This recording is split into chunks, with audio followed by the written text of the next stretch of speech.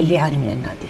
لا، هو الديون ككل كما قلت لك 10 مليون دولار كانت هذه الديون، ولكن كميزانية وضعت للنادي من قبلكم احنا الآن؟ الميزانية يعني ميزانية النادي تعتبر من أكبر الميزانيات يعني في المغرب تقريبا يعني 10 بين 10 و 12 مليون دولار.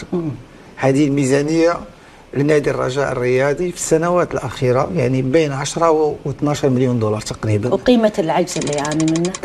كل سنة يكون عجز 3 مليون 2 مليون دولار، هي اللي خلات هذا 10 مليون دولار تكون اليوم نشوفوا بأن هذا هو الرقم يعني الحقيقي اللي كان 10 مليون دولار. يعني كل سنة أنت دير 2 3 مليون دولار عجز تعطيك في ظرف 4 سنوات، مع العلم أن النادي دخل مبالغ كبيرة في كأس العرب لما فاز كأس العرب هذه السنتين، وكان انتقال لاعب رحيمي اللي موجود الآن بالعين ولاعب مالونغو كذلك، ولكن مع ذلك يعني بقات نفس المديونية، لأن دائما كل سنة يكون في عجز ديال 2